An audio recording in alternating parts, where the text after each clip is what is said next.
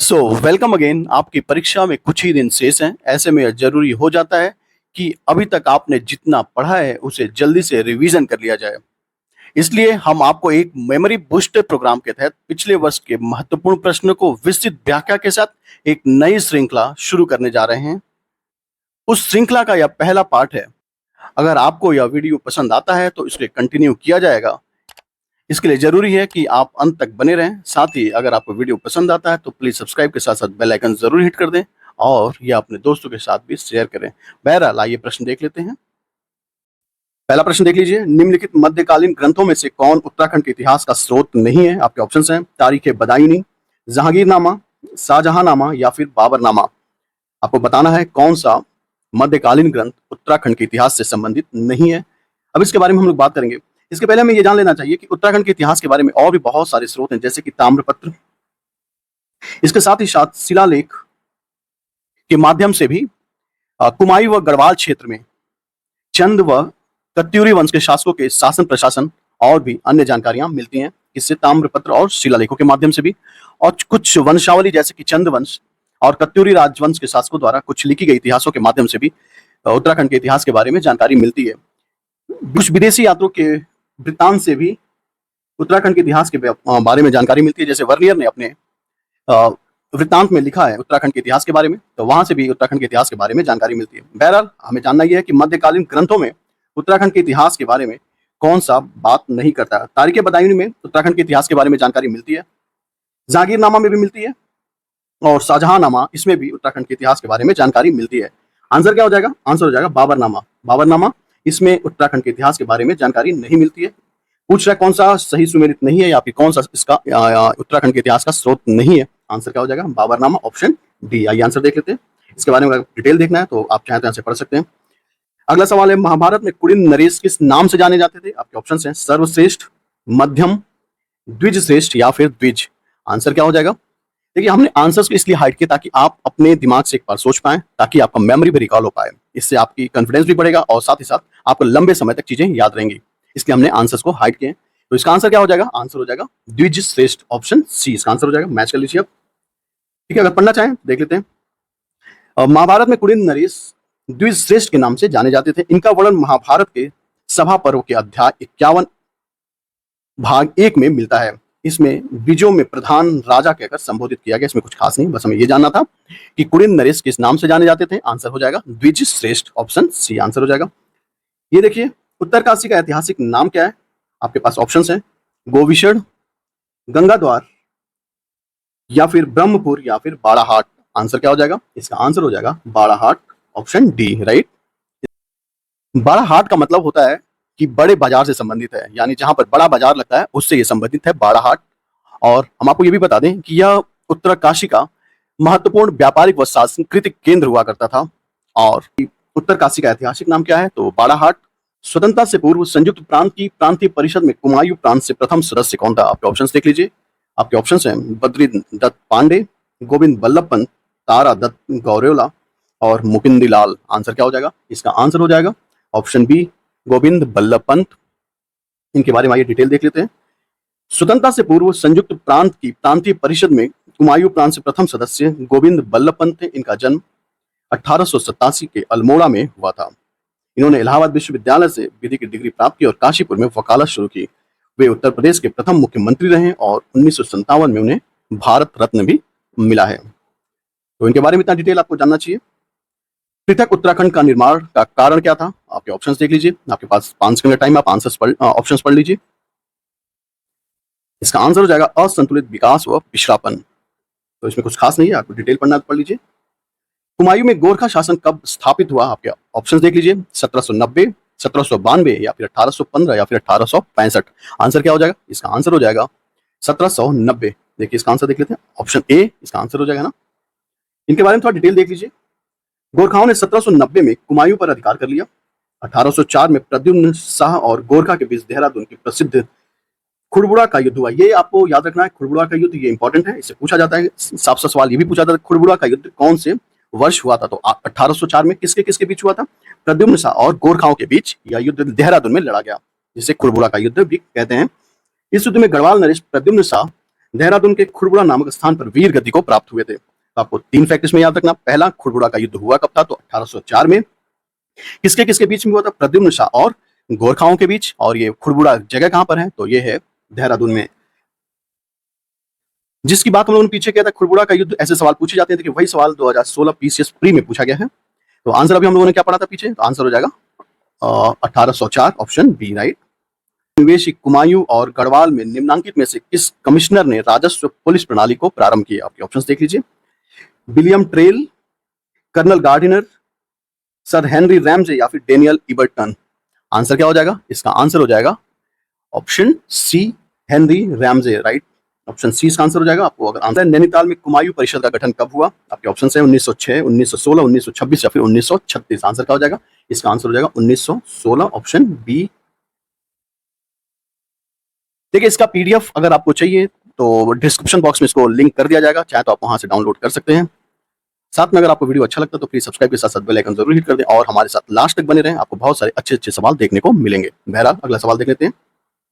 गढ़वाल सर्वदलीय परिषद का गठन 1928 में हुआ था और इसका गठन किसने किया था? आपके ऑप्शन है मोहन सिंह मेहता, बद्रीदत्त पांडे, जयानंद भारती या फिर हरगोविंद पंत ने।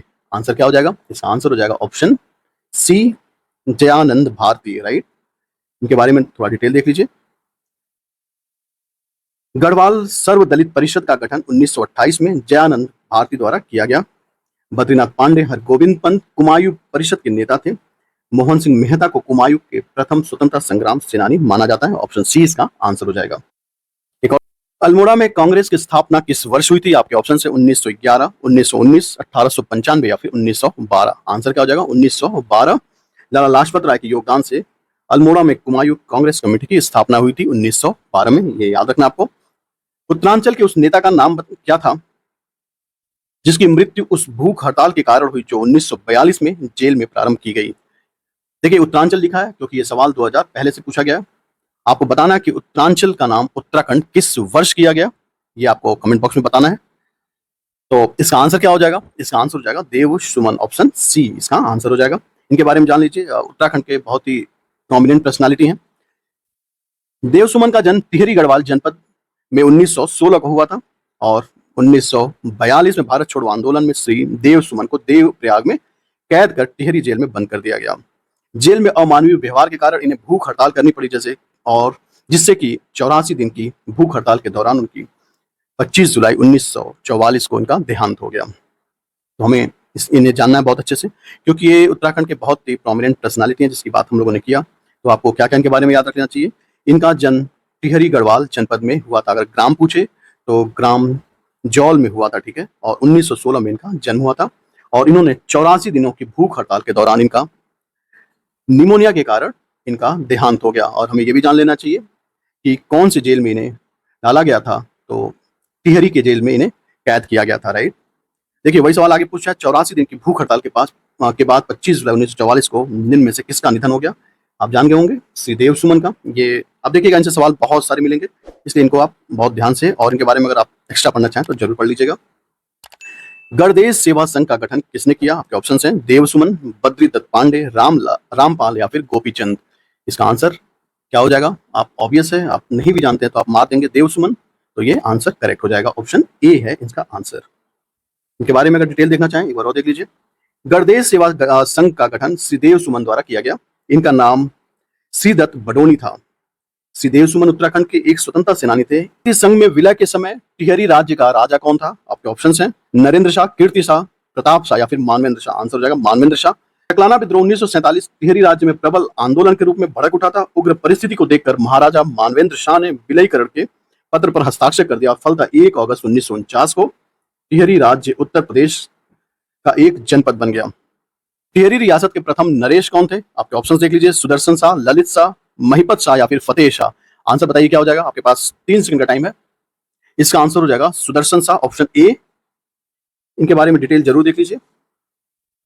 1803 में महाराजा प्रद्युम्न शाह के शासनकाल में देहरादून में गोरखाओं का युद्ध हुआ। कब? 1803 में।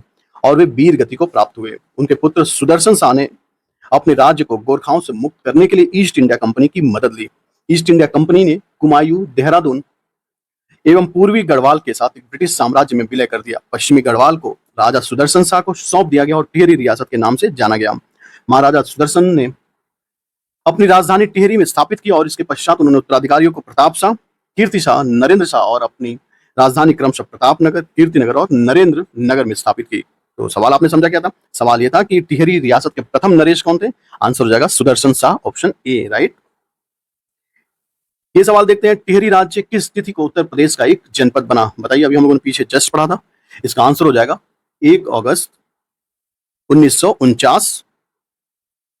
इसको अनहाइड कर लेते, ठीक है। आंसर होगा ऑप्शन ए, 1 अगस्त 1949 को क्या हुआ था? टिहरी राज्य को उत्तर प्रदेश का एक जनपद बना दिया गया। यहाँ पर देखिए, ये सबसे इंपॉर्टेंट पर्सनालिटी, श्रीदेव सुमन के नेतृत्व में टिहरी प्रजा मंडल की स्थापना की गई। कौन सा है? टिहरी प्रजा मंडल की स्थापना की गई। साथ ही जनता के अधिकारों के लिए संघर्ष में तीव्रता आई। इसके लिए उन्हें 84 दिनों की भूख हड़ताल और सकलाना विद्रोह, कीर्तिनगर आंदोलन के साथ देव सुमन टिहरी राज्य में वंशानुगत शासन के विरुद्ध लड़े। क्या याद करना आपको कि देव सुमन टिहरी राज्य में वंशानुगत शासन के विरुद्ध उन्होंने संघर्ष किए। परिणाम स्वरूप भारतीय संघ में टिहरी राज्य के विलय की प्रक्रिया प्रारंभ हुई और 1 अगस्त 1949 को जो तत्कालीन उत्तर प्रदेश था उसका एक जनपद बन गया। अगला सवाल है, टिहरी रियासत का भारतीय संघ में कब विलय हुआ? इसको हम लोगों ने पीछे देखा था, 1 अगस्त 1949 को। आंसर अगर आप देखना चाहें तो यहां से देख लीजिए। श्री सुमन जिसके विरुद्ध लड़े थे वह क्या था? तो टिहरी राज्य में वंशानुगत शासन के विरुद्ध उन्होंने संघर्ष को तेज किया था और 1 अगस्त 1949 को टिहरी रियासत को उत्तर प्रदेश का एक जनपद बना दिया गया। अगला सवाल है, टिहरी राज्य प्रजा मंडल की स्थापना किसने की थी? आप नाम से जान जाएंगे। अगर ये ऑप्शन में है तो आंसर क्या हो जाएगा? श्री देव सुमन, ऑप्शन ए इसका आंसर हो जाएगा। अब ये देख लीजिए कब बना था, ये भी सवाल सही है कि उत्तराखंड के टिहरी राज्य प्रजा मंडल की स्थापना देव सुमन ने की थी। जनवरी 1939 में देहरादून में टिहरी प्रजा मंडल की स्थापना की। श्री देव सुमन ने ही दिल्ली में देवनागरी विश्वविद्यालय की महाविद्यालय की स्थापना की थी और 1937 में सुमन सौरभ नाम से कविताओं का प्रकाशन किया था। उत्तराखंड में स्वाधीनता आंदोलन के दौरान प्रजा मंडल का गठन जहां किया गया था वह जगह कौन सा है? आपके ऑप्शंस हैं काली कुमायूं, ब्रिटिश गढ़वाल या टिहरी राज्य या फिर अल्मोड़ा। आंसर हो जाएगा टिहरी राज्य, ऑप्शन सी इसका आंसर हो जाएगा। ये भी सवाल देखिए, सारे सवाल एक दूसरे से रिलेटेड हैं। जिसके बाद सवाल है, देहरादून में प्रजा मंडल की स्थापना का उद्देश्य क्या था? इसका उद्देश्य क्या था?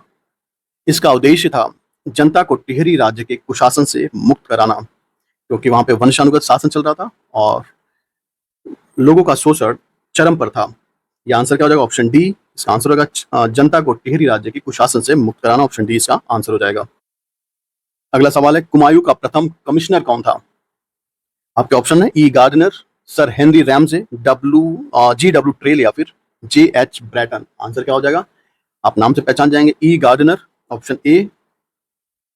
अंग्रेजों द्वारा संपूर्ण कुमायूं और आधे गढ़वाल पर अधिकार करने के पश्चात लॉर्ड हेस्टिंग्स द्वारा 3 मई 1815 को कर्नल एडवर्ड गार्डनर को कुमायूं का प्रथम कमिश्नर नियुक्त किया गया।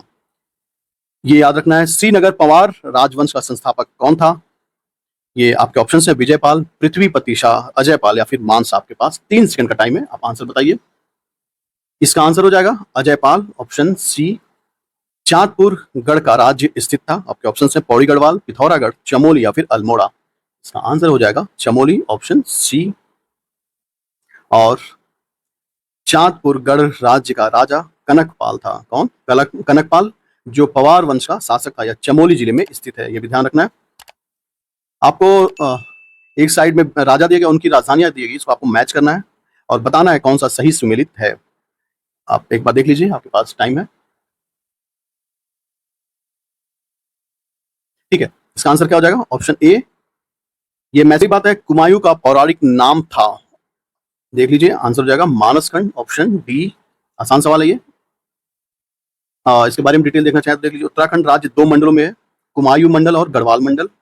स्कंद पुराण में व अन्य पुराण साहित्यों में मानसखंड नाम से कुमायूं क्षेत्र को जाना जाता है, कुमायूं मंडल को जाना जाता है। तो आंसर क्या हो जाएगा? मानसखंड।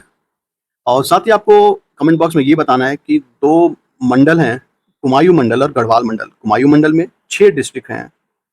आपको ये बताना है गढ़वाल मंडल में कितने डिस्ट्रिक्ट हैं। आपके ऑप्शंस हैं 5, 6, 7 और 8।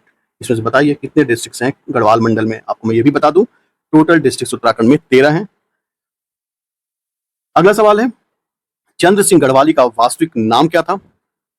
ये भी आसान सवाल है, तो ये हो जाएगा चंद्र सिंह भंडारी। ये याद रखना आपको। आसान सवाल जरूर याद रखना आपको, ये गलत नहीं होने चाहिए। भले कठिन सवाल गलत हो जाए, इसमें कोई ज्यादा इशू नहीं होता, लेकिन आसान सवाल नहीं गलत होने चाहिए। देख लेते हैं। चंद्र सिंह गढ़वाली का वास्तविक नाम चंद्र सिंह भंडारी था। इनका जन्म 25 दिसंबर 1891 को पौड़ी गढ़वाल में हुआ था और 1930 को कमांडर की अवज्ञा कर निहत्थे लोगों पर गोली चलाने से इन्होंने इनकार कर दिया। बहुत बड़ी बात है। इनको आप उत्तराखंड की एक विशेष पर्सनालिटी, इनके बारे में भी आपको अच्छे से पढ़ लेना चाहिए। अगर धाड़क आंदोलन बेसिकली था क्या, तो हमें यह जान लेना चाहिए कि अंग्रेज सरकार के दौरान, जब अंग्रेज हुकूमत था, उस समय स्थानीय लोगों को वनों में प्रवेश पर प्रतिबंध लगा दिया गया था और स्थानीय लोग, जो वहाँ के लोकल लोग थे, वो वनों में अपने कोई भी एक्टिविटी नहीं कर सकते थे और पूरी तरह से उनको प्रतिबंधित कर दिया गया था। इसी बात को लेकर जब गांधी जी असहयोग आंदोलन चला रहे थे, उसी समय टिहरी क्षेत्र में भी वन आंदोलन शुरू हुआ और इसी वन आंदोलन को ढाड़क कहा जाता है, ढाड़क आंदोलन कहा जाता है स्थानीय भाषा में। तो आंसर क्या हो जाएगा? ढाड़क आंदोलन वन आंदोलन से संबंधित है या फिर वन आंदोलन भी कह सकते हैं। यह स्थानीय भाषा है। गढ़वाल के इतिहास में नक्कटी रानी के नाम से कौन विख्यात है? आपके ऑप्शन है गुलेरिया रानी, कर्णावती रानी, नेपोलिया रानी या फिर कमलेंदुमती रानी। आपके ऑप्शन हैं। आपके पास 3 सेकंड का टाइम है, आंसर बताइए क्या हो जाएगा। इसका आंसर हो जाएगा, आसान सवाल है ये, कर्णावती रानी। ऑप्शन बी इसका आंसर हो जाएगा राइट। इनके बारे में थोड़ा डिटेल देख लीजिए। रानी कर्णावती गढ़वाल के इतिहास में नक्कटी रानी के नाम से जानी जाती है। रानी कर्णावती महिपत शाह की पत्नी थी। आपको ये सारी डिटेल्स याद रखने चाहिए कि महिपत शाह की पत्नी थी, जिन्होंने 1626 में राजगद्दी प्राप्त की। इनकी मृत्यु के पश्चात रानी कर्णावती ने सत्ता में अपने हाथों में ले ली और 1640 में मुगलों से युद्ध किया। इनके विषय में कहा जाता है कि वे आक्रमणकारियों की नाक काट देती थी, इस वजह से इनका नाम नक्कटी रानी के नाम से जाना जाता है। तो ये भी वहां की एक विशेष पर्सनालिटी, इनके बारे में भी आप थोड़ा ध्यान रखिएगा। कालू मेहरा, इनके बारे में जरूर जानना है। कालू मेहरा संबंधित है कौन से आंदोलन से? आंसर बता दीजिए क्या हो जाएगा। तो इसका आंसर हो जाएगा 1857 के विद्रोह से संबंधित थे। आपके ऑप्शन बी इसका आंसर हो जाएगा। कालू मेहरा, इनका लाइफ स्पैन 1831 से 1906 और ये कुमायूं के कुटौलागढ़ क्षेत्र में इनका जन्म हुआ था। 1857 के विद्रोह में ये साहसी व देशभक्त जननायक के रूप में उभरे थे। अगला सवाल है, जनवरी 1921 में निम्न में से किस स्थान पर सरयू नदी के तट कुली बेगार न देने की शपथ खाई गई? आपके ऑप्शंस हैं सी नगर गढ़वाल, चमोली, बागेश्वर या सोमेश्वर। आंसर हो जाएगा ऑप्शन सी बागेश्वर। डिटेल देख लेते हैं, जरूरी है आपके आगे के सवाल के लिए। कुमायूं मंडल में 40,000 स्वतंत्रता सेनानियों ने जनवरी 1921 में बागेश्वर में सरयू तट पर कुली बेगार के रजिस्टर बहाकर कुली बेगार न करने की शपथ ली गई। बद्रीदत्त पांडे, हरगोविंद पंत, चिरंजीवी लाल के नेतृत्व में ब्रिटिश सत्ता के विरुद्ध इस मुहिम में ब्रिटिश डिप्टी कमिश्नर डायविल ने अपनी असफलता स्वीकार की और वापस लौटना पड़ा। बद्रीदत्त पांडे इस आंदोलन के अद्वितीय योगदान के लिए जनमानस में इन्हें कुमायूं केसरी के नाम से जानते हैं। ये आपको याद रखना है। कुमायूं केसरी किसे कहते हैं? बद्रीदत्त पांडे को कुमायूं केसरी के नाम से भी जानते हैं, इसे आपको याद रखना चाहिए। देखिए भाई, कुर्मांचल केसरी के नाम से जाना जाता है, वही सवाल होगा। बद्रीदत्त पांडे आंसर हो जाएगा। ये सवाल आपको देखना है, अच्छा सवाल है। 1946 में पर्वतीय क्षेत्र के अलग प्रशासनिक भाग बनाने की मांग की गई और ये मांग किसने की थी? आपके ऑप्शन हैं श्रीदेव सुमन, आपको श्रीदेव सुमन नहीं लगाना है। बद्रीदत्त पांडे ये हैं इसके आंसर। यानी पर्वतीय क्षेत्र में अलग प्रशासनिक भाग बनाने की मांग किसने की? बद्रीदत्त पांडे। इनको क्या कहते हैं? कुमायूं केसरी के नाम से भी जानते हैं या फिर कुर्मांचल केसरी के नाम से भी जानते हैं। अगला सवाल है, बद्रीदत्त पांडे थे कुली बेगार आंदोलन के नायक। देखिए आपके कूट वाले सवाल, आपको बताना कौन कौन सा सही है। कुली बेगार आंदोलन के नायक भारतीय राष्ट्रीय कांग्रेस के एक सदस्य थे, तो ये दोनों स्टेटमेंट करेक्ट है। और हिंदू महासभा के सदस्य थे, ये इनकरेक्ट है। आंसर क्या हो जाएगा? ऑप्शन ए, यानी 1 व 2 दोनों ही करेक्ट है, बाकी इनकरेक्ट है। यानी आंसर हो जाएगा वे कुली बेगार आंदोलन से संबंधित थे और भारतीय राष्ट्रीय कांग्रेस के एक सदस्य भी थे। अगली बात है, वह व्यक्ति जिसे उत्तराखंड का गांधी कहा जाता है, तो ये आसान है, इंद्रमणि बडोनी। अगर आपने थोड़ा भी उत्तराखंड के बारे में पढ़ा होगा तो उत्तराखंड के गांधी के बारे में आप जरूर जानते होंगे। इनको स्वर्गीय इंद्रमणि बडोनी को उत्तराखंड का गांधी कहा जाता है। इसका आंसर देख लीजिए। इनके बारे में डिटेल देख लेते हैं। इनका जन्म 1925 को टिहरी गढ़वाल रियासत में हुआ था। और वे पृथक उत्तराखंड की मांग के लिए 2 अगस्त 1994 से आमरण अनशन पर बैठे हुए थे। दुर्भाग्य यह रहा कि स्वतंत्र राज्य घोषित होने से पहले ही अगस्त 1999 में उनका देहांत हो गया या फिर वे दिवंगत हो गए। आपको यह बताना है कि उत्तराखंड उत्तर प्रदेश से कौन से सन में अलग हुआ था। उत्तराखंड के गांधी के बारे में किसे जानते हैं? तो ये हम लोगों ने पीछे बात किया, इंद्रमणि बडोनी। अल्मोड़ा के सिक्कों में उल्लिखित नाम है, कौन सा हो जाएगा इसका आंसर? आप इसका आंसर जरूर बताइए, आसान है। शिवदत्त, शिवपाल और हरिदत्त आंसर हो जाएगा ऑप्शन सी। इसके बारे में डिटेल देख लेते हैं। अल्मोड़ा सिक्कों में मुख्य रूप से असेका, गोमितरा, शिवदत्त, शिवपालित, हरिदत्त, शिवर कसिता और शिलावर्मन नाम उल्लेखित हैं। कुछ ऐसे नाम हैं जिनके विषय में हम इन सिक्कों से जानकारी हमें प्राप्त होती है। चारण उपनाम से जाने जाते हैं उत्तरांचल के इतिहासकार, बताइए कौन है? आपके ऑप्शन देख लीजिए, बद्रीदत्त पांडे, हरिकृष्ण रतूड़ी, मुकुंदी लाल वरिष्ठर या फिर शिव प्रसाद डबरवाल आंसर हो जाएगा ऑप्शन डी, शिव प्रसाद डबरवाल इसका आंसर हो जाएगा। चारण उपनाम से जाने जाते हैं जो कि उत्तराखंड के इतिहासकार हैं। शिव प्रसाद डबरवाल कौन है? ये इतिहासकार हैं जिसकी बात हम लोगों ने पीछे किया, 2005 में पूछा गया। गढ़ केसरी से कौन प्रसिद्ध है? कौन से गढ़ केसरी नाम से कौन प्रसिद्ध है? इसका आंसर क्या हो जाएगा? इसका आंसर हो जाएगा अनुसुईया प्रसाद बहुगुणा ऑप्शन बी इसका। प्रचार के लिए 1937 में चनौदा अल्मोड़ा में गांधी आश्रम की स्थापना किसने की थी या किसकी प्रमुख भूमिका थी? आपके ऑप्शन है श्री गोविंद बल्लभ पंत, मोहन जोशी, शांतिलाल त्रिवेदी या फिर हरगोविंद पंत। इसका आंसर बताइए क्या हो जाएगा? इसका आंसर हो जाएगा ऑप्शन सी, शांतिलाल त्रिवेदी। मुगल शहजादे जिसने श्रीनगर गढ़वाल में आश्रय लिया था वे थे सुलेमान शिको ऑप्शन डी इसका आंसर हो जाएगा। इनके बारे में थोड़ा सा देख लीजिए। मुगल शहजादे सुलेमान शिको 17वीं शताब्दी के मध्य गढ़वाल में निर्वासित जीवन व्यतीत किया था इन्होंने, और शिको के साथ दरबारी चित्रकारों में भी इन्हें लिया गया था जिन्हें गढ़वाल में मुगल चित्र शैली की स्थापना की थी। उत्तरांचल में प्राचीन ऐतिहासिक स्थल जो कत्यूरी राजाओं का प्रमुख स्थान रहा है, क्या आंसर हो जाएगा? इसका आंसर हो जाएगा बागेश्वर ऑप्शन बी। अगला सवाल है, जब भारत स्वतंत्र हुआ तो रियासत गढ़वाल का शासक कौन था या राजा कौन था? आंसर हो जाएगा मानवेंद्र शाह ऑप्शन सी इसका आंसर हो जाएगा। अशोक का एक शिलालेख स्थित है कहां पर? आंसर हो जाएगा कालसी ऑप्शन बी। ये बहुत ही फेमस सवाल है, आपको जान लेना चाहिए। और साथ में ये भी जान लीजिए यह जो शिलालेख मिला था यह पाली भाषा में उत्कीर्ण है, राइट। उत्तरांचल में प्रसिद्ध शैल गुफा चित्र लखु ओड्यार किस जिले में स्थित है? आपके ऑप्शंस देख लीजिए, पौड़ी, अल्मोड़ा, चमोली या फिर नैनीताल। ये आपको बताना है, आसान सवाल है। तो ये हो जाएगा अल्मोड़ा ऑप्शन बी इसका आंसर हो जाएगा। अल्मोड़ा के निकट लखु ओड्यार पर लाल रंग से उकेरी गई जो मानव आकृतियां हैं वह किस काल की हैं? आपके ऑप्शंस हैं वैदिक काल, कुषाण काल, पाषाण काल या फिर चंद काल। आंसर क्या हो जाएगा? आंसर हो जाएगा पाषाण काल। वशिष्ठ गुफा कहां पर स्थित है? आपके ऑप्शंस देख लीजिए एक बार। इसका आंसर क्या हो जाएगा? इसका आंसर है ऑप्शन सी, राइट। वशिष्ठ गुफा ऋषिकेश हरिद्वार मार्ग पर टिहरी जिले में स्थित है। वशिष्ठ गुफा गंगा नदी के किनारे स्थित है। यह महर्षि वशिष्ठ की तपोभूमि है। वशिष्ठ गुफा ध्यान व योग के लिए प्रसिद्ध है। अगला सवाल और इस चैप्टर का अंतिम सवाल, उत्तराखंड के प्रसिद्ध ऐतिहासिक स्थल गोविशाण की पहचान की गई है हरिद्वार में, काशीपुर में, रुद्रप्रयाग में या फिर श्रीनगर में। आंसर क्या हो जाएगा? इसका आंसर हो जाएगा काशीपुर में ऑप्शन बी इसका आंसर हो जाएगा। उत्तराखंड के इतिहास से संबंधित पहले वीडियो में बस इतना ही। होप आपको जानकारी अच्छी लगी होगी। अगर आपको जानकारी अच्छी लगी तो प्लीज सब्सक्राइब के साथ साथ बेल आइकन जरूर हिट कर दें। साथ ही अगर आप इस वीडियो को अधिक से अधिक लोगों के साथ शेयर करते हैं तो इसके सारे सीरीज को आगे कंटिन्यू किया जाएगा। So thanks for watching. Thank you very much.